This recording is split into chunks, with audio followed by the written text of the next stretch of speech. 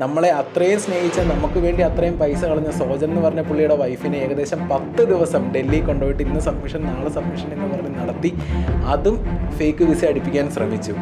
ഞാൻ അങ്ങോട്ട് പലതവണ കാശ് കൊടുത്ത് സഹായിച്ച ആളുകൾ പോലും ₹1 ചോദിച്ചു കഴിഞ്ഞാൽ അത് തരാത്ത അവസ്ഥ. ഫേക്ക് വിസയാണെന്ന് അറിഞ്ഞിട്ടും പലരെ കൊണ്ടും രണ്ടാമത്, കൃത്യം രാജ്യം ഞാൻ പറയാം, സ്ലോവാക്യയ്ക്ക് ഏകദേശം ഒരു 6-7 പേര് രണ്ടാമത് വിസ എടുത്ത് വയ്ക്കുകയും ശരത്തിന്റെ കടബാധ്യതകൾ തീർത്തു കൊടുക്കാൻ സർക്കാർ ഏജൻസികൾ തയ്യാറാകണം. പിറവം സ്വദേശിയായ ശരത്ത് എന്ന ചെറുപ്പക്കാരനാണ് വിസ്മയ ന്യൂസിനൊപ്പം ഉള്ളത്. ശരത്തിന് 2 കോടി രൂപയുടെ നഷ്ടം സംഭവിച്ചു. ആ 2 കോടി രൂപയുടെ നഷ്ടത്തിൻ്റെ കണക്ക് ശരത്ത് പറയും. അതിനുശേഷം ഞാൻ വിശകലനം ചെയ്യാം. ശരത്ത്, എങ്ങനെയാണ് ഈ പൈസ നഷ്ടമായത്? ഈ 2 കോടി രൂപ നഷ്ടപ്പെടുന്നത് ആക്ച്വലി ശരിക്കും വിസയ്ക്ക് വേണ്ടി കൊടുത്ത എമൗണ്ടാണ്. എൻ്റെ സുഹൃത്തുക്കളും എൻ്റെ സുഹൃത്തുക്കളുടെ സുഹൃത്തുക്കളും എൻ്റെ അനിയനും ചേച്ചിമാരും ഉൾപ്പെടെ വിദേശത്തേക്ക് കയറ്റി അയക്കാം എന്ന് പറഞ്ഞ് എൻ്റെ സുഹൃത്തായ കൊല്ലം സ്വദേശി, കൊല്ലം പതാരം കുമരഞ്ചിറ ഉള്ള അർജുനും അവൻ്റെ വൈഫ് അവൻ തന്നെ പറയുന്ന സുമ, പിന്നെ അവൻ്റെ ഫാമിലി, അവർ എല്ലാവരും കൂടി നടത്തുന്ന ഒരു ഏജൻസി ഉണ്ട്. അവരാണ് ഇതിൻ്റെ എനിക്ക് ഇത്രയും രൂപ നഷ്ടപ്പെടാനുണ്ടാകുന്ന ഏറ്റവും വലിയ സാഹചര്യം ഉണ്ടാക്കിയ ആൾക്കാർ. കാരണം വിദേശത്തേക്ക് ആൾക്കാരെ കയറ്റി അയക്കാമെന്ന് പറഞ്ഞ് എനിക്ക് ഒരുപാട് വാഗ്ദാനങ്ങൾ നൽകി അവർക്ക് വ്യാജ വിസ പ്രിൻ്റ് ചെയ്ത് കൊടുത്ത് എന്നെ ഇത്രയും വലിയൊരു കടക്കണിയിലാക്കുകയാണ് ചെയ്തത്. ഇതാണ് 2 കോടി രൂപ എനിക്ക് നഷ്ടം വരാനുള്ള കാരണം. ശരത്ത് ഇറ്റലിയിൽ നഴ്സായിരുന്നു. 7 വർഷം അവിടെ ജോലി ചെയ്തു. ഇതിനിടെ തൻ്റെ സുഹൃത്തുക്കൾ, ബന്ധുക്കൾ, അങ്ങനെ അത്യാവശ്യം വിദേശ സ്വപ്നം കണ്ട് അല്ലെങ്കിൽ പ്രവാസ ലോകം സ്വപ്നം കണ്ട് കഴിഞ്ഞിരുന്ന ആളുകളെയൊക്കെ കൈപിടിച്ച് സഹായിച്ചു. ആയിടെയാണ് ശരത്തിൻ്റെ സുഹൃത്ത് ഈ അർജുൻ എന്ന് പറയുന്ന ആളിനെ പരിചയപ്പെടുത്തുന്നത്. അർജുനെ പരിചയപ്പെടുന്നത് എങ്ങനെയാണ്?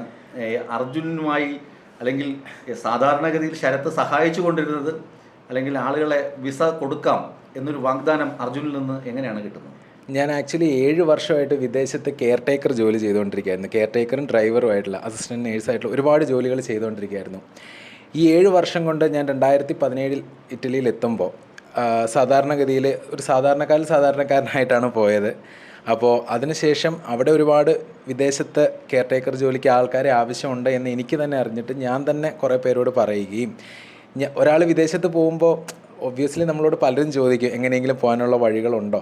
ഓക്കെ, അപ്പം നമ്മളങ്ങനെ ആ സമയത്താണ് ചെന്നൈ ബേസ്ഡ് അഷ്റഫ് എന്ന് പറഞ്ഞൊരു സാറ് വഴിയും എൻ്റെ ഒരു ഫ്രണ്ട് തൃശ്ശൂരുള്ളവരും വഴി നമ്മൾ വിസകൾ ചെയ്യാൻ തുടങ്ങി. അപ്പോൾ ഒരു മോശമല്ലാത്തൊരു കമ്മീഷൻ നമുക്ക് കിട്ടുകയും ചെയ്യും. അന്ന് ആ സുഹൃത്തുക്കളെ ₹1 പോലും ഇല്ലാതെ നമുക്ക് കൊണ്ടുപോകാൻ പറ്റുകയും ചെയ്യും. അവരും രക്ഷപ്പെടും. അങ്ങനെ രക്ഷപ്പെട്ട ഒരു 25-നും 30-നും ഇടയ്ക്ക് ആൾക്കാരുണ്ട്. അപ്പോൾ ഒരിക്കലും എനിക്കൊരു ഏജൻസിയോ കാര്യങ്ങളോ ഒന്നും തന്നെ ഇല്ല. ഇതൊരു മൗത്ത് പബ്ലിസിറ്റി, ഞാൻ കൊണ്ട് വിദേശത്ത് രക്ഷപ്പെടുത്തിയ ആൾക്കാർ മുഖേന മാത്രം വന്ന ആൾക്കാരാണ് ഇപ്പം ഈ കബളിക്കപ്പെട്ടവരും. അപ്പോൾ ഓൾറെഡി ഞാൻ അവിടെ ജോലി ചെയ്തുകൊണ്ടിരുന്ന സമയത്ത് ഒരുപാട് പേർക്ക് അവിടെ ജോലി വാങ്ങിക്കൊടുക്കുകയും വിദേശത്ത് ഒരുപാട് പേരെ എത്തിക്കുകയും ചെയ്തു. അങ്ങനെ ഇരിക്കുകയാണ് അർജുൻ എന്ന് പറഞ്ഞ ഒരാളെ ഞാൻ പരിചയപ്പെടുന്നത്. അർജുൻ എന്ന് പറഞ്ഞ ആളെ പരിചയപ്പെട്ട് കഴിഞ്ഞപ്പോൾ അർജുൻ പറഞ്ഞു, ചേട്ടാ ചെറിയൊരു റേറ്റിൽ വിസ ചെയ്ത് തരാം എന്ന് പറഞ്ഞെന്നെ ബോധപൂർവ്വം ഇതിനകത്തായിട്ട് കൊണ്ടുവന്നതാണ്. അർജുൻ മാത്രമേ, ശരിക്കും പറഞ്ഞാൽ അർജുൻ ശരത്തിനെ ട്രാപ്പ് ചെയ്തു. ₹1 ആളുകളിൽ നിന്ന് കൈപ്പറ്റാതെ കമ്മീഷൻ, ഏജൻസി കമ്മീഷൻ സ്വാഭാവികമായും എല്ലാവരും വാങ്ങുമല്ലോ. അങ്ങനെ ഒരു കമ്മീഷൻ ശരത്തിന് ലഭിച്ചിരുന്നു. അങ്ങനെ ഏകദേശം 25-30 പേരെ വിദേശത്ത് എത്തിച്ചു. അവരുടെ ജീവിതം സ്വപ്നങ്ങൾ പൂവണിഞ്ഞു. ആ ഇടയ്ക്കാണ് ഞാൻ നേരത്തെ സൂചിപ്പിച്ച അർജുൻ ശരത്തിനെ കാണുന്നതും ട്രാപ്പിലാക്കുന്നതും. ആ ട്രാപ്പ് എന്തായിരുന്നു? ആ ട്രാപ്പ് ഞാൻ എൻ്റെ ഒരു സുഹൃത്തിൻ്റെ സുഹൃത്ത് വഴിയാണ് ആദ്യം അർജുനെ പരിചയപ്പെടുന്നത്. റോബിൻ എന്ന് പറഞ്ഞൊരു സുഹൃത്ത് വഴിയാണ് ഞാൻ അർജുനെ പരിചയപ്പെടുന്നത്. അർജുനെ പരിചയപ്പെട്ട് കഴിഞ്ഞപ്പം എനിക്ക് അർജുന് പഞ്ചാബ് ബേസ്ഡ് ആയിട്ട് അവനും അവൻ്റെ കുടുംബവും അവൻ്റെ വൈഫ് ഉൾപ്പെടുന്ന അവർ നടത്തുന്ന അത്രയും, അങ്ങനെയാണ് പറഞ്ഞെന്നെ വിശ്വസിപ്പിച്ചത്. അതായത് അവനും അവൻ്റെ അച്ഛനും അമ്മയും സിസ്റ്ററും പിന്നെ വൈഫും ഞങ്ങളാണ് ചെയ്യുന്നത്, ഞങ്ങൾ ഒരിക്കലും ഫേക്ക് ചെയ്യില്ല, അത് കാരണം ഞങ്ങൾ ഫാമിലിപരമായിട്ട് ഈ ബിസിനസ്സാണ് എന്ന് പറഞ്ഞ് എന്നെ വിശ്വസിപ്പിച്ച് ഞാൻ മൊഹാലിയിൽ നാട്ടിൽ വന്ന സമയത്ത് അവൻ്റെ ഓഫീസിൽ പോവുകയും ഇവരെ ആ സമയത്ത് അർജുനും അർജുൻ്റെ വൈഫ് സുമയും ഇവരെ മാത്രമാണ് നേരിട്ട് കണ്ടത്. അവർ നേരിട്ട് കണ്ട് സംസാരിച്ചു. അവരുടെ ഓഫീസിൽ പോയി. അവർ ഒരു നല്ല ഓഫീസ് അപ്പോൾ അവർ പറഞ്ഞു നമുക്കൊന്ന് ട്രൈ ചെയ്ത് നോക്കാം. ശരി, അപ്പോൾ ഒരു ജെനുവിനിറ്റി ഫീൽ ചെയ്തു. ഒരു 28 വയസ്സേ അർജുനുള്ളൂ, എന്നേക്കാൾ 2 വയസ്സ് എളുപ്പമാണ്. അപ്പോൾ അങ്ങനെ ആയിരിക്കുന്ന സമയത്ത് നമുക്ക് ചെയ്ത് നോക്കാം എന്നൊരു രീതിയിൽ ചെറിയൊരു പൈസയായിരുന്നു അന്ന് അർജുൻ പറഞ്ഞിരുന്നത്. ഒരു 4 ലക്ഷം രൂപ 4.5 ലക്ഷം രൂപയ്ക്ക് വിസ ചെയ്തു തരാം. അപ്പോൾ നേരത്തെ നമ്മൾ ചെയ്തുകൊണ്ടിരുന്ന 6 രൂപ ആ ഒരു റേഞ്ച് വരുമ്പോൾ 1 രൂപ ആൾക്കാർക്കും കുറവ് എന്നുള്ളൊരു ബെനിഫിറ്റ് നമുക്കും ഉണ്ടായിരുന്നു. സ്വാഭാവികമായിട്ടും അവർക്കും കിട്ടുമല്ലോ എന്ന് ഓർത്തിട്ടാണ് അർജുനുമായിട്ട് ചെയ്തത്. പക്ഷേ ചെയ്ത് കൊടുത്തു കഴിഞ്ഞപ്പോൾ ആണ് മനസ്സിലായത് ഇത്രയും വലിയൊരു ആപത്തിലേക്കാണ് പോകുന്നതെന്ന്. കാരണം വിസ അടിച്ച് തന്നത് മൊത്തം ഫേക്ക് വിസകൾ. അതെങ്ങനെയാണെന്ന് പറഞ്ഞാൽ, സ്വാഭാവികമായും യൂറോപ്യൻ രാജ്യങ്ങളിൽ പോകുമ്പോൾ നമ്മൾ VFSൽ അഭിമുഖമൊക്കെ അറ്റൻഡ് ചെയ്യണം. അങ്ങനെ തന്നെയാണ് ഈ അർജുനും എല്ലാ കാര്യങ്ങളും ചെയ്തത്. ശരത്തിന് അറിയാമല്ലോ, 7 വർഷം ശരത്ത് ഇറ്റലിയിലുണ്ട്. ഇറ്റലിയിലേക്ക് ആളുകളെ കൊണ്ടുപോയിട്ടുമുണ്ട്. അതുകൊണ്ട് നിയമവ്യവസ്ഥകളൊക്കെ നോക്കുമ്പോൾ അർജുൻ എല്ലാം പ്രോപ്പർ ചാനലിലാണ് ചെയ്യുന്നത്. അങ്ങനെ ഒരു ട്രയലായി ശരത്തിന് വേണ്ടപ്പെട്ട 2 പേരുടെ പാസ്പോർട്ടും വിവരങ്ങളുമൊക്കെ അർജുന് കൈമാറുന്നു. അതിനുശേഷം എന്താണ് സംഭവിച്ചത്? ഇത് പലരും എന്നോട് ചോദിച്ച ഒരു ചോദ്യമാണ്. കാരണം ആദ്യം ഈ കഥകൾ അറിയുന്നതിന് മുന്നേ തന്നെ എല്ലാവരും എന്നോട് ചോദിച്ച ഒരു ചോദ്യമാണ്, 7 വർഷമായിട്ട് ഇറ്റലിയിലുണ്ടായിരുന്ന നിനക്ക് എങ്ങനെയാണ് ഈ ഫേക്ക് വിസ മനസ്സിലാക്കാൻ പറ്റിയില്ലെങ്കിൽ ഞങ്ങൾ വിശ്വസിക്കണോ?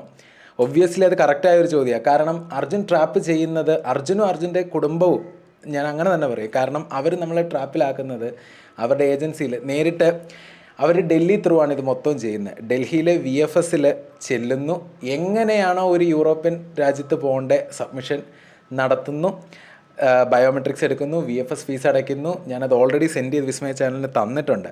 എങ്ങനെയാണോ VFSൻ്റെ നിന്ന് സ്ലിപ്പ് കിട്ടുന്നു, ബയോമെട്രിക്സ് വെക്കുന്നു, എല്ലാം കഴിഞ്ഞ് VFSൻ്റെ ഫീസ് അടച്ച് കൊറിയറിൽ വരുമ്പോൾ വിസ അതിലും നോക്ക്, അവൻ ഓൾറെഡി നമ്മളെ കാണിച്ച് വീഡിയോ കോളിൽ കാണിച്ചു തരുന്നു. പാസ്പോർട്ടിൽ വിസ പ്രിൻറ്റ് ചെയ്തത് പാസ്പോർട്ടിൽ അടിച്ചു തന്നത് ഞാൻ അയച്ചു തന്നിട്ടുണ്ട്. ആ സമയത്ത് ചേട്ടാ പാസ്പോർട്ടിൽ വിസ സ്റ്റാമ്പ് ചെയ്തു, നമ്മൾ രക്ഷപ്പെട്ട് അവർക്ക് വിസ കിട്ടിയിട്ടുണ്ട്, അപ്പോൾ പേയ്മെൻറ്റ് തന്നോളാൻ പറയൂ എന്ന് പറയുന്നു. വിസ കാണുന്നു. കാരണം പ്രോപ്പർ ചാനലിലൂടെയാണ് നമുക്ക് വിസ കിട്ടുന്നത് എന്നുള്ളൊരു ധാരണയിൽ തന്നെ. കാരണം ഇതിന് മുന്നേ ഇങ്ങനെ ഒരു കേസ് റിപ്പോർട്ട് ചെയ്ത് ഞാൻ എൻ്റെ ഈ 7 വർഷത്തെ വിദേശ ജീവിതത്തിൽ ഞാൻ കണ്ടിട്ടില്ല. അതിൻ്റെ കൂടെ തന്നെ ഓസ്ട്രേലിയ അങ്ങനെ തന്നെയായിരുന്നു വിസയുടെ കാര്യത്തിൽ. യൂറോപ്പ് മാത്രമല്ല, ഈ വിസയായിട്ട് പ്രിൻറ്റ് ചെയ്ത് തരുന്നു, വിസ സൈറ്റിൽ നോക്കുമ്പോൾ അത് കാണുന്നു. പക്ഷേ പൈസ കൊടുത്ത് 15 ദിവസം കഴിയുമ്പോൾ വിസ അതിൽ നിന്നും പോകുന്നു. ചോദിച്ചു കഴിയുമ്പോൾ ചേട്ടാ അത് ടെക്നിക്കൽ എന്തെങ്കിലും എറർ ആയിരിക്കും എന്ന് തന്നെ പറയുന്നു. ഇങ്ങനെയാണ് ഈ ട്രാപ്പിൽ ശരിക്കും പെട്ടത്. ട്രാപ്പിൻ്റെ കാര്യം നിങ്ങൾക്ക് മനസ്സിലായോ? സാധാരണഗതിയിൽ എങ്ങനെയാണ് ആളുകളെ ചീറ്റ് ചെയ്യുന്നത്? ഏജൻറ്റ് നേരത്തെ കാശ് വാങ്ങുന്നു, വിസയോ മറ്റ് കാര്യങ്ങളോ കൊടുക്കുന്നില്ല, എയർ ടിക്കറ്റോ കൊടുക്കാതെ വരുമ്പോഴാണ് നമ്മുടെ നാട്ടിൽ പലപ്പോഴും ഏജൻസിക്കെതിരെ കേസുകൾ ഉണ്ടാകുന്നത്. വമ്പൻ തട്ടിപ്പുകളുടെ വാർത്ത മലയാളികൾ ഒത്തിരി കേട്ടിട്ടുണ്ട്. ഇതങ്ങനെയല്ല. VFSൽ അഭിമുഖം, ബയോമെട്രിക്സ്, അങ്ങനെയുള്ള എല്ലാ കാര്യങ്ങളിലും, നിയമപരമായ എല്ലാ കാര്യങ്ങളും ചെയ്യുന്നു. എന്നിട്ട് അതാത് എംബസിയുടെ വിസ സീൽ ചെയ്യുന്നു, പാസ്പോർട്ടിൽ സീൽ ചെയ്യുന്നു. അതിനുശേഷം ഉപഭോക്താവിന് അല്ലെങ്കിൽ വിദേശത്തേക്ക് പോകാൻ ആഗ്രഹിക്കുന്ന ആളിന് കൊറിയറിൽ ഈ സംഭവം എത്തുന്നു. സൈറ്റ് പരിശോധിക്കുമ്പോൾ സൈറ്റിൽ എല്ലാ കാര്യങ്ങളും ക്ലിയറാണ്. പൈസ വാങ്ങിക്കഴിയുമ്പോൾ, അതായത് 4 ലക്ഷം രൂപ കൊടുക്കണമല്ലോ, വിസ കിട്ടുമ്പോൾ പൈസ തന്നാൽ മതിയെന്നാണ് ധാരണ. അത് ആളുകളെ വിശ്വസിപ്പിക്കാനുള്ള ഒരു സൂത്രപ്പണിയാണെന്ന് പിന്നീടാണ് ശരത്തിനും മനസ്സിലായത്. ഈ വിസ കിട്ടി, പൈസ കൊടുത്തു കഴിഞ്ഞ് അടുത്ത സൈറ്റിൽ നോക്കുമ്പോൾ ആ പേരോ അല്ലെങ്കിൽ അങ്ങനെ ഒരു വിസയോ പ്രൊവൈഡ് ചെയ്യപ്പെട്ടിട്ടില്ല എന്ന യാഥാർത്ഥ്യം ഈ പാവം ഉപഭോക്താവ് അല്ലെങ്കിൽ വിദേശത്തേക്ക് പോകാൻ ആഗ്രഹിക്കുന്ന ആൾ മനസ്സിലാക്കുന്നു. ശരത്തിന് എപ്പോഴാണ് ഇത് VFSലെ ഉദ്യോഗസ്ഥരും ഈ ചതിവിൽ പങ്കാളികളാണെന്ന് ബോധ്യപ്പെടുന്നത്? ആക്ച്വലി ഇത് ഇങ്ങനെ ഒരു സംഭവം നമ്മൾ കേട്ടിട്ടുമില്ല, അറിഞ്ഞിട്ടുമില്ല. അതിനുശേഷം ഞാൻ ഇറ്റലിയിൽ നിന്ന് എനിക്ക് തോന്നുന്നു ഏപ്രിൽ 28 ഞാൻ എൻ്റെ ജോലി ഉപേക്ഷിച്ച് ഞാൻ കാരണം ബുദ്ധിമുട്ടിലായ ക്ലയൻസിന് വേണ്ടി ഞാൻ നാട്ടിൽ വരികയാണ് ഉണ്ടായത്. ഞാൻ ആ സമയത്ത് അർജുൻ ഡൽഹിയിലാണെന്ന് അറിഞ്ഞ് ഞാൻ ഡൽഹിയിലേക്ക് വരികയാണ് ചെയ്തത്. ഡൽഹിയിൽ വന്നു കഴിഞ്ഞപ്പോൾ അവിടെ വെച്ചാണ് ഞാൻ ഈ കാര്യങ്ങൾ എല്ലാം തന്നെ അറിയുന്നത്, ഇതെങ്ങനെയാണ് ചെയ്യുന്നതെന്നും. അർജുൻ്റെ റൂമിൽ ഞാൻ പോവുകയുണ്ടായി. അർജുൻ എവിടെയാണെന്ന് എനിക്ക് അറിയാവുന്നതുകൊണ്ട് ഞാൻ പോയപ്പോൾ കണ്ട കാര്യമാണ്. കാരണം അർജുൻ്റെ ലാപ്ടോപ്പിൽ നിന്നും ഇവൻ തന്നെ സ്റ്റിക്കർ പ്രിൻറ്റ് ചെയ്ത്, ആ സമയത്ത് ഇവൻ്റെ സഹായി സുമയുണ്ട് അവിടെ. അപ്പോഴാണ് ഞാൻ അറിയുന്നത് ഇവൻ അവരുടെ ഭാര്യയല്ല, ലിവിങ് ടുഗദർ ബന്ധം മാത്രമാണ്. സുമയ്ക്ക് വേണ്ടിയിട്ടാണ് അർജുൻ ഇത് ചെയ്തത് എന്ന് പറയുന്ന നിരവധി വോയിസ് റെക്കോർഡ് എൻ്റെ കയ്യിലുണ്ട്. നിരവധി, ഒന്നല്ല, ഒരു 100-ലധികം സാക്ഷികൾ, ഒരു 100 പേരിൽ കൂടുതൽ തരാം. കാരണം അത്രയ്ക്ക് നമ്മളിതിനകത്ത് ട്രാപ്പിലായി പോയി എന്നുള്ളൊരു, നമുക്ക് ഭയങ്കര ബുദ്ധിമുട്ടുള്ളൊരു സംഭവമാണ്. കാരണം നമ്മളായിട്ട് ഒരു മനുഷ്യനെയും ചതിപ്പെടുത്താൻ വേണ്ടി ചെയ്തിട്ടില്ല. കമ്മീഷൻ മുഖേന വിചാരിച്ചാണോ എന്ന് വെച്ചാൽ അതൊരു വശം തന്നെയാണ്, അല്ലാന്നും പറയുന്നില്ല. പക്ഷേ എന്ന് കഴിഞ്ഞാൽ പോലും മനഃപൂർവ്വം ചതിക്കണമെന്ന് ഉദ്ദേശിച്ച് ചെയ്ത ഒരു കാര്യമല്ല അത്. അർജുൻ്റെ ഞാൻ കൊടുത്തത് ഏകദേശം എൻ്റെ അക്കൗണ്ടിൽ നിന്ന് തന്നെ ഞാൻ സ്റ്റേറ്റ്മെൻറ്റ് എടുത്തിട്ടുണ്ട്. എൻ്റെ 2 ബാങ്കുകളാണ് എനിക്കുള്ളത്. ഒന്ന് ഇസാഫും ഒന്ന് HDFC. ഇതിൽ നിന്ന് തന്നെ ഏകദേശം 98 ലക്ഷം രൂപ എൻ്റെ വൈഫിൻ്റെ അക്കൗണ്ടിൽ നിന്ന് ഒരു 20 ലക്ഷം രൂപ ഉൾപ്പെടെയാണ് 98 ലക്ഷം രൂപ അർജുൻ്റെ അക്കൗണ്ടിലേക്ക് പോയിട്ടുണ്ട്. കൂടാതെ അർജുൻ പറഞ്ഞിട്ട് നമുക്ക് അവനിലൊരു വിശ്വാസക്കുറവില്ലാത്ത കാരണം ക്ലയൻസിനെ കൊണ്ടും അവൻ്റെ അക്കൗണ്ടിലേക്ക് പൈസ അയപ്പിച്ചിട്ടുണ്ട്. അതിൻ്റെ ഡീറ്റെയിൽസും അവൻ്റെ സ്റ്റേറ്റ്മെൻറ്റ് ഞാൻ കണ്ടതാണ്. അതുൾപ്പെടെ ഞാൻ എഴുതിയെടുത്തേക്കുന്ന പൈസയാണിത്. ഇത് അർജുൻ്റെ സ്റ്റേറ്റ്മെൻറ്റ്, അതായത് അർജുൻ്റെ സൗത്ത് ഇന്ത്യൻ ബാങ്കിൻ്റെ ആക്സിസ് ബാങ്കിൻ്റെ സ്റ്റേറ്റ്മെൻറ്റ് എൻ്റെ കയ്യിലിരുന്നത് പക്ഷം അവൻ പൈസ തരാമെന്നും പറഞ്ഞ പക്ഷം ഞാൻ അവൻ്റെ സ്റ്റേറ്റ്മെൻറ്റ് എടുത്താൽ ഏകദേശം 1,97,22,320 രൂപ. ഈ എമൗണ്ടാണ് അവൻ എനിക്ക് നാളിതുവരെ തരാനുള്ളത്. നാളിതുവരെ 1 രൂപ, ഒരു നാണയത്തൊട്ട് പോലും എനിക്ക് അവൻ തിരിച്ചു തന്നിട്ടില്ല. പക്ഷേ അവൻ്റെ അക്കൗണ്ടിലേക്ക് പോയത് കൊണ്ട് മാത്രം എൻ്റെ പേരിൽ കേസെടുക്കാതിരിക്കാനോ അങ്ങനെയൊന്നുമല്ല. എന്നാൽ പോലും ഞാൻ എന്നാൽ കഴിയുന്ന എൻ്റെ വീട്, എൻ്റെ സ്ഥലം എല്ലാം, അതുപോലെ എൻ്റെ വൈഫിൻ്റെ ആഭരണങ്ങൾ എല്ലാം, അച്ഛൻ, അമ്മ, അനിയൻ, വൈഫ് എല്ലാവരും സഹായിച്ച് ഒരുപാട് പൈസ ഞാൻ തിരിച്ചു കൊടുത്തിട്ടുണ്ട് എന്നാൽ കഴിയുന്നത്. ഇതിനിടയിൽ മറ്റൊരു സംഭവം കൂടി നടന്നു. ഈ അർജുൻ പൈസ ഇത്രയും പറ്റിച്ചു, ഏകദേശം 2 കോടി രൂപ കബളിപ്പിച്ച് മുങ്ങി. ഈ അർജുനിൽ നിന്ന് കാശ് വാങ്ങിത്തരാം എന്ന് പറഞ്ഞ് ഒരു ഇടനിലക്കാരൻ പ്രത്യക്ഷപ്പെടുന്നുണ്ട്. അയാളുടെ പേര് സന്തോഷ് എന്നാണ്. സന്തോഷ് എങ്ങനെയാണ് ശരത്തിനെ കബളിപ്പിച്ചത്? അത് ഏറ്റവും വലിയൊരു ചതിയായിരുന്നു. കാരണം അർജുനേക്കാൾ കൂടുതലൊരു ചതി ചെയ്തു എന്ന് ഞാൻ വിശ്വസിക്കുന്ന ഒരാളാണ് പുള്ളി. കാരണം എൻ്റെ ഒരു ജ്യേഷ്ഠനെ പോലെ ഇറ്റലിയിലെ ഞാനും എൻ്റെ ഭാര്യയും ഇദ്ദേഹത്തിൻ്റെ ഭാര്യയും എനിക്ക് ഏറ്റവും വേണ്ടപ്പെട്ട എൻ്റെ ജ്യേഷ്ഠൻ സോജൻ എന്ന് പറയുന്ന ആളും ഞങ്ങളെല്ലാവരും ഒരുമിച്ചായിരുന്നു. അതുപോലെ തന്നെ എബി. ഇത്രയും പേരായിരുന്നു ഞങ്ങൾ അവിടെ ഈ ഒരു പ്രശ്നം എങ്ങനെ ഹാൻഡിൽ ചെയ്യുമെന്ന് ഓർത്ത് ഡെയിലി ചിന്തിച്ചുകൊണ്ടിരുന്നവർ. എൻ്റെ വീട്ടിലാണ് ഈ സന്തോഷ് താമസിച്ചുകൊണ്ട് വരുന്നത്. കാരണം അത്രയ്ക്കൊരു ചേട്ടൻ. അപ്പോൾ എൻ്റെ പല കാര്യങ്ങളും ഞാൻ പുള്ളിയോടും പറഞ്ഞിട്ടുണ്ട്. കാരണം എൻ്റെ ഒരു ചേട്ടനെ പോലെ എൻ്റെ ഒരു ആപത്തിൽ സഹായിക്കാമെന്ന്. അപ്പോൾ എന്നോട് പറഞ്ഞു അർജുന്, പുള്ളി ഇടയ്ക്ക് മെസ്സേജ് അയക്കുമായിരുന്നു, അവൻ ഇന്നടത്തുണ്ട്. പുള്ളി പറഞ്ഞ മുഖാന്തരമാണ് ഞങ്ങൾ ഡൽഹി വന്നത്. കാരണം ഞാനുമായിട്ട് കോൺടാക്റ്റ് വിട്ടപ്പോൾ എൻ്റെ എല്ലാ നമ്പറും ബ്ലോക്ക് ചെയ്തേക്കാം. ഏകദേശം 60 വാട്സപ്പ് നമ്പർ ചെയ്ത് എനിക്ക് അവൻ്റെ മെസ്സേജ് വന്നിട്ടുണ്ട് അർജുൻ്റെ. +63 +62 +61 എന്ന് പറഞ്ഞ് കുറേ നമ്പറിൽ, നാട്ടിലെ നമ്പറിൽ നിന്നൊന്നും വിളിക്കുന്നുമില്ല. ഈ സമയത്ത് ഞങ്ങൾ ഡൽഹിയിലെത്തുകയും ഞാൻ മൂലം ബുദ്ധിമുട്ടായ കുറച്ച് പേര് ഡൽഹിയിലുണ്ടായിരുന്നു. ആ സമയത്ത് അവർ പല ജോലികളിലും. ഞങ്ങളെല്ലാവരും കൂടിയാണ് അർജുനെ കാണാൻ പോയത്. അർജുനെ കണ്ട് അവർ പറഞ്ഞ കാര്യങ്ങളാണിത്. അതായത് ഈ സമയത്ത് നമുക്ക് സന്തോഷത്തിലൊരു ബുദ്ധിമുട്ടുണ്ടായിരുന്നില്ല. കാരണം പുള്ളി നമ്മുടെ കൂടെ തന്നെ ആയിരിക്കും എന്ന് പറഞ്ഞു. ആദ്യത്തെ ദിവസം ഞാൻ അർജുനെ കാണുകയും, ഞാനല്ല, സന്തോഷാണ് അർജുനെ കാണുന്നത്. അർജുനെ കണ്ടു കഴിഞ്ഞ് അർജുൻ പറയുന്നു, പിറ്റേ ദിവസം അർജുനും സന്തോഷും ഒരേ ഹോട്ടലിൽ താമസിച്ചതിന് ശേഷം പിറ്റേ ദിവസം എന്നെയും എൻ്റെ സുഹൃത്ത് എബിയെയും, അന്ന് സോജൻ ചേട്ടൻ വരാൻ പറ്റിയിട്ടില്ല, പുള്ളിയുടെ ഒരു പേപ്പർ വർക്കിൻ്റെ കാര്യങ്ങളായിട്ട് പുള്ളിക്ക് നാട്ടിലേക്ക് വരാൻ പറ്റാത്തത് കൊണ്ട് വരുന്നു. ഞങ്ങൾ ഓൾറെഡി കാര്യങ്ങളെല്ലാം സംസാരിച്ച് അതിൻ്റെ ഒരു പിറ്റേ ദിവസം സന്തോഷ് പറഞ്ഞു, എടാ അർജുനോടെല്ലാം പറഞ്ഞിട്ടുണ്ട്, നിങ്ങൾ വരൂ എന്ന് പറഞ്ഞ് ഞാനും ഈ പറഞ്ഞ അവിടെയുള്ള 6 സുഹൃത്തുക്കൾ ഞങ്ങളെല്ലാവരും കൂടി പോകുന്നു. അപ്പോൾ അർജുൻ കാണുന്നു, ചേട്ടാ ക്ഷമിക്കണം, പറ്റിപ്പോയി. അന്ന് അർജുൻ പറഞ്ഞത് ഒരു കള്ളവുമില്ലാതെ ഞാൻ പറയാം ഇങ്ങനെയാണ്.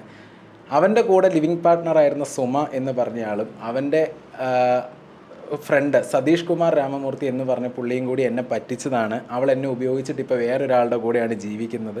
അപ്പോൾ തെളിവ് ഞാൻ മാത്രം പറയുന്നല്ല, എൻ്റെ കൂടെ വന്ന എല്ലാവരോടും ചോദിച്ചറിയാം. ആരുടെ നമ്പർ വേണമെങ്കിലും തരാനും എനിക്ക് ബുദ്ധിമുട്ടില്ല. അപ്പോൾ അവരോട് പറയുകയും അവർക്ക് വേണ്ടിയാണ് ഞാനിത് ചെയ്തതെന്ന് പറയുകയും എല്ലാ കാര്യങ്ങളും പറഞ്ഞു. അപ്പോൾ ഞാൻ പറഞ്ഞു എനിക്കിത് കാണണം, നീ ഇപ്പോൾ പറയുന്നത് നീ ജീവിതത്തിൽ സത്യം പറയാത്ത ഒരാളാണ്, കാണണം എന്ന് പറഞ്ഞപ്പോൾ അവൻ്റെ സ്റ്റേറ്റ്മെൻറ്റ് അവൻ എനിക്ക് എടുത്തു തന്നു. അവൻ്റെ സ്റ്റേറ്റ്മെൻറ്റ് എടുത്ത് തന്നപ്പോൾ നോക്കിയപ്പം അവൻ്റെ അക്കൗണ്ടിൽ നിന്ന് പൈസ പോയിരിക്കുന്നത് അവൻ്റെ അച്ഛൻ്റെ, അവൻ്റെ അമ്മയുടെ, അവൻ്റെ സിസ്റ്ററിൻ്റെ, ഈ പറഞ്ഞ സതീഷ് കുമാർ രാമമൂർത്തി, സുമ, ഇത്രയും പേരുടെ അക്കൗണ്ടിലേക്കാണ് പൈസ പോയേക്കുന്നത്. ഞാനതിനാണ് ഇങ്ങനെ എഴുതി വച്ചേക്കുന്നത്. ഇത് ഞാൻ കൊടുത്ത പൈസയാണ്. ബാക്കി അവൻ്റെ സ്റ്റേറ്റ്മെൻറ്റ് നിങ്ങൾക്ക് ചെക്ക് ചെയ്ത് നോക്കിയാൽ അത് കിട്ടുമെങ്കിൽ നിങ്ങൾക്കറിയാം ഏതൊക്കെ പൈസ എങ്ങോട്ടൊക്കെ പോയിട്ടുണ്ടെന്ന്. ഈ സന്തോഷ് ചെയ്തത് അർജുനുമായി മുറി പങ്കിട്ടല്ലോ. അതിനുശേഷം സന്തോഷ് കാലുമാറി അർജുനുമായി ടൈപ്പിലെത്തി. ശരത്തിന് കൊടുക്കേണ്ട കാശ് കൊടുക്കേണ്ടതില്ല, സന്തോഷിന് കുറച്ച് കാശ് തന്നാൽ ഈ സംഭവം ഒതുക്കിത്തരാം എന്ന് സന്തോഷ് പറയുകയും സന്തോഷ് ശരത്തിനെ ചതിക്കുകയും ചെയ്തു. മറ്റൊരു പ്രധാനപ്പെട്ട വസ്തുത, ഈ പാവപ്പെട്ട ചെറുപ്പക്കാരൻ 80 ദിവസം ജയിലിൽ കിടന്നു. അത് മറ്റൊന്നും കൊണ്ടല്ല, പൈസ നഷ്ടമായ 2 പേർ പോലീസിൽ പരാതിപ്പെടുമ്പോൾ കമ്മീഷന് വേണ്ടി ഇടനില നിന്ന ശരത്തും കുറ്റക്കാരനാണല്ലോ. കാശും കൊണ്ട് കോടികളും കൊണ്ട് മുങ്ങിയ അർജുൻ മറ്റേതോ വഴിക്ക് രക്ഷപ്പെടുകയും ചെയ്തു. ജയിലിൽ കിടന്നത് എന്തിനായിരുന്നു ശരത്തെ? ജയിലിൽ കിടന്നത് അതും ഇതുപോലെ തന്നെ ഒരു കാര്യം. എൻ്റെ ഏറ്റവും അടുത്ത 2 സുഹൃത്തുക്കളാണ് എനിക്കെതിരെ പരാതി കൊടുത്തത്. എൻ്റെ ഏറ്റവും അടുത്ത സുഹൃത്തുക്കളായിരുന്നു. പേര് പറയാമെന്ന് അറിയില്ല, എന്നാലും പേര് പറയുന്നില്ല. ഈ രണ്ട് കേസിനല്ല 3 കേസിനാണ് ഞാൻ അകത്തായത്.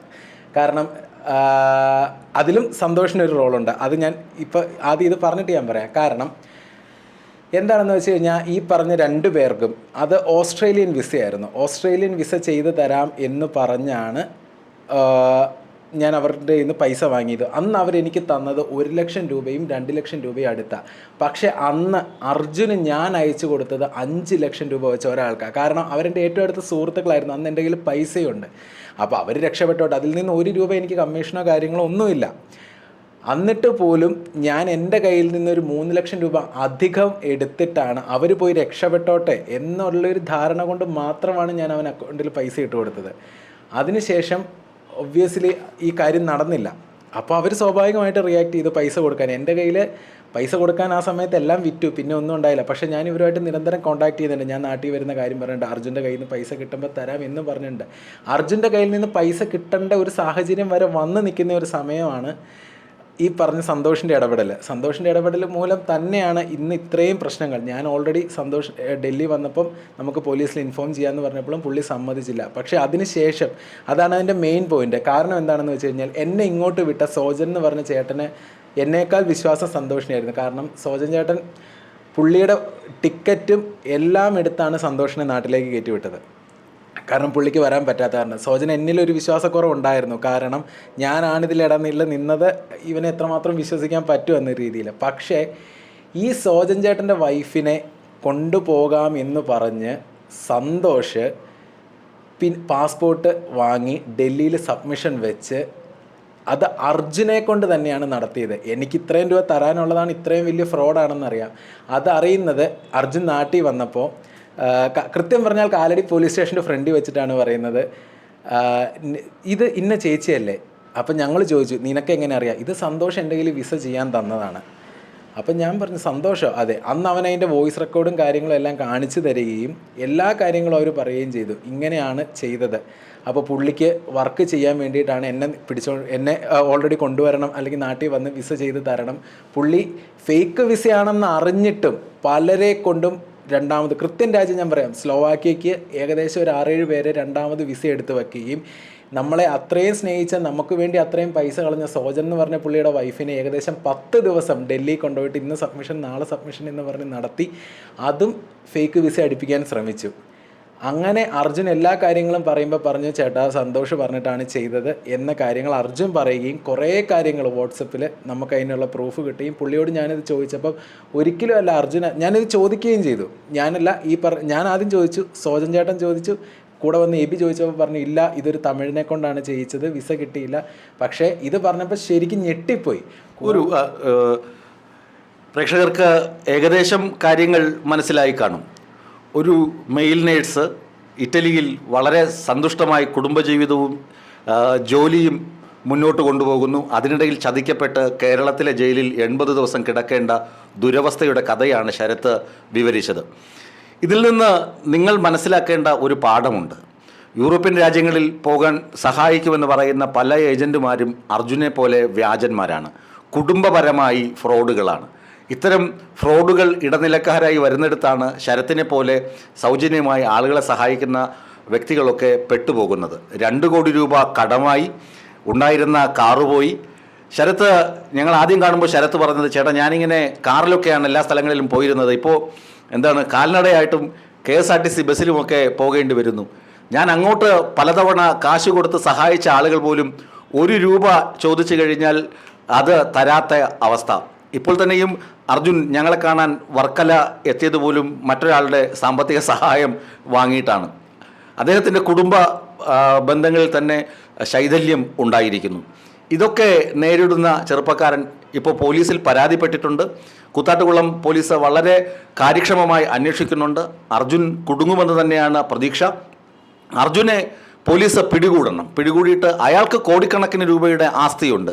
അയാളുടെ ഭാര്യ എന്ന് പറയപ്പെട്ടിരുന്ന സുമയ്ക്ക് കോടിക്കണക്കിന് രൂപയുടെ ആസ്തിയുണ്ട്. അയാളുടെ അച്ഛൻ, അമ്മ, സഹോദരൻ ഇവർക്കൊക്കെയും ആസ്തിയുണ്ട്. ഈ ആസ്തി കണ്ടുകെട്ടി ശരത്തിൻ്റെ കടബാധ്യതകൾ തീർത്തു കൊടുക്കാൻ സർക്കാർ ഏജൻസികൾ തയ്യാറാകണം. അതുമാത്രം തന്നെയാണ് ഈ വാർത്തയുടെ പ്രാധാന്യം വിളിച്ചോതുന്നത്. ഇങ്ങനെയൊന്നും ഒരാളെ ആരും ഇനി ചതിക്കാതിരിക്കട്ടെ. ക്യാമറാമാൻ അനീഷ് മംഗലപുരത്തിനൊപ്പം BS ജോയ്, വിസ്മയ ന്യൂസ്, തിരുവനന്തപുരം.